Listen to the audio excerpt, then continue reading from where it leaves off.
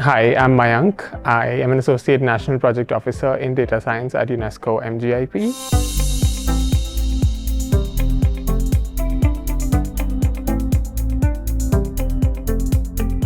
I'm attending the ASEF Young Leaders Summit here today, and I have presented a challenge on protecting the social and emotional health of young people in the age of generative AI. UNESCO MGIP operates in New Delhi, and it works on the mandate of imparting global citizenship education and sustainable development education to students, particularly in the Asia-Pacific region. And its modus operandi is to impart this education through the means of social and emotional learning. And the ways in which our lives have been transformed in 2023, particularly with the advent of generative AI, we feel that protecting the social and emotional health of young people, particularly adolescents, is very crucial, which is why I'm here today for this challenge.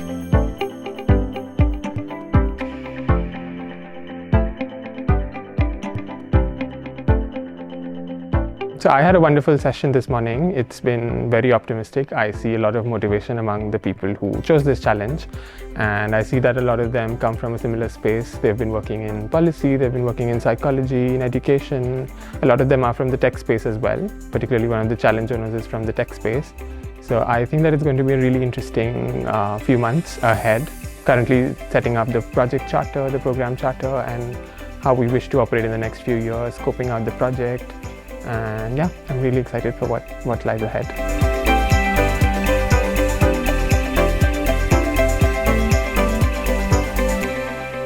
I think that particularly when you talk about education, which is sort of the area that MGIP works in, there have been a lot of sort of advancements that have happened in education over the past few years.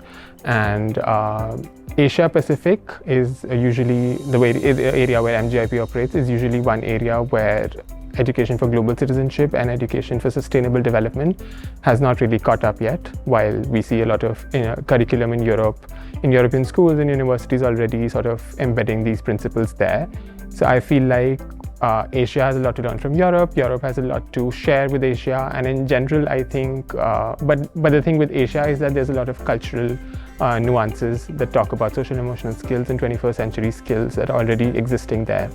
So I think there's a good synergy between the two continents there. That both can learn from each other, both can constantly look for ways in which they can improve their curriculum, and find out ways in which they can best protect the social and emotional health of young people. That's why I feel that Asia and Europe, both, they bring very important ideas and representation to the table that we need.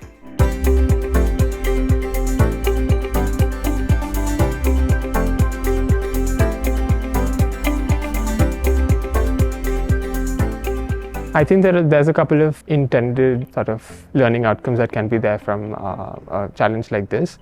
One is obviously I see after interacting with the participants this morning, I saw that a lot of them have academic pursuits still that they want to pursue.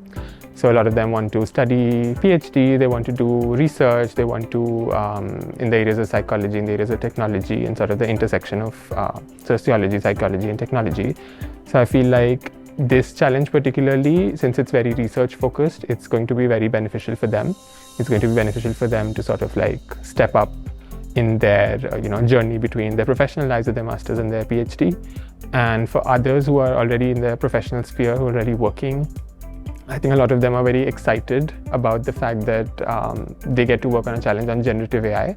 Because I remember one of the participants this morning, they said that this year, particularly in the management consulting company that they work in, a lot of clients have been asking about how can we sort of incorporate generative AI in the work that we do, and then they've been reaching out to them for support.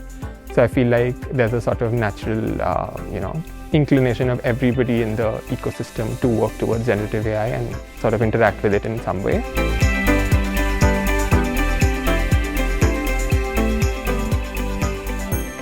I think social and emotional learning, particularly, I did not know about it before I joined UNESCO MGIP. I learned about it when I was at MGIP.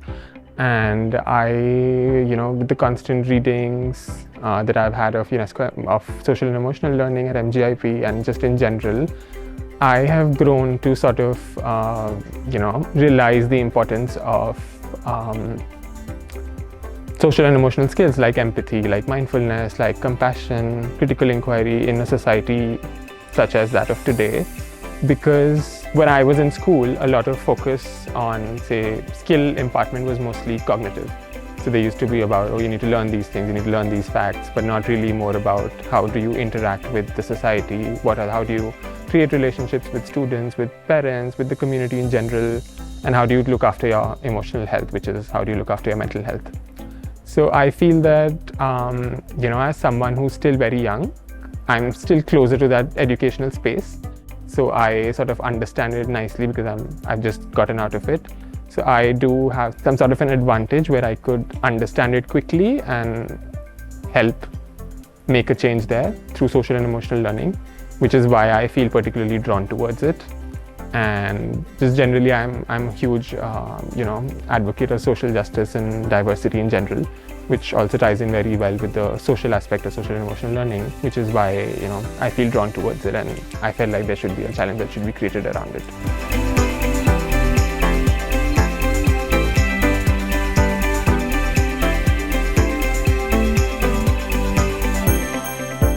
As you grow, I'm not sure if I should be saying it because I'm very young myself, but as you grow, a lot of people sort of tend to lose their individuality, their charm towards, the things that they're passionate about, to get into, more serious things about like job, about responsibilities in life. But I do feel like the younger generation that we have today, especially Generation Z, they are very driven by their passions about what they want to do, about the changes that they want to make.